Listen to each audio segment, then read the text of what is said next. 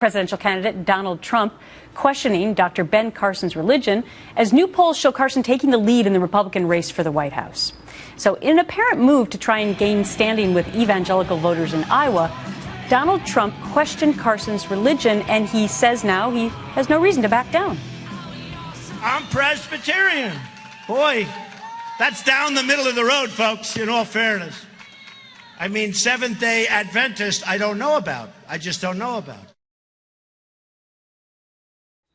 Dr. Robert Jeffress is the pastor at First Baptist Church in Dallas, Texas. He's also a Fox News contributor. Doctor, great to have you back on The Real Story.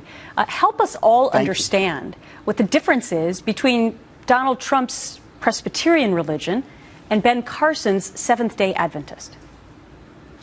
Well, look, Gretchen, there are differences between evangelicalism and Seventh-day Adventism, but those differences are negligible compared to, say, the differences between evangelicalism and Mormonism.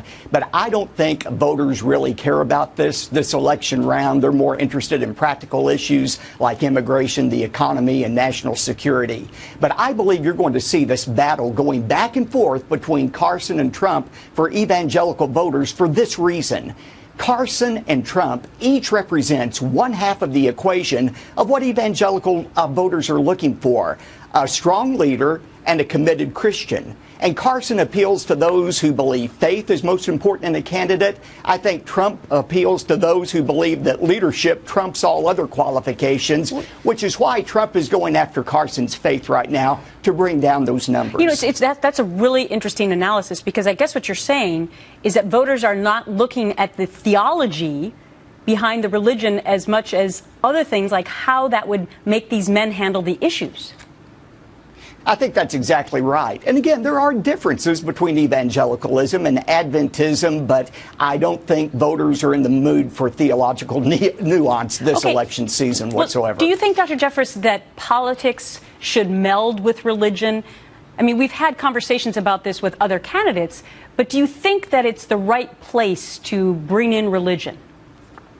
That's a great question, Gretchen. Let's go back to what John Jay, who was the first Chief Justice of the Supreme Court, said, and co-author of the Federalist Papers. He said, in this Christian nation, it is our duty and responsibility to prefer and select Christians as our rulers. Now, that's the first Chief Justice of the Supreme Court. And I think for people whose faith matters to them, well, faith matters in every issue, including a candidate. And look, a candidate's faith shapes its entire worldview. And somebody who says, well, I'm a believer, but my faith doesn't really impact how I would govern, that person is either a liar or a shallow follower of his faith. A person's faith does make a difference. Interesting. Okay, now I want you to take a listen to something else that Donald Trump said about another religion relating to women and burqas. Listen to this.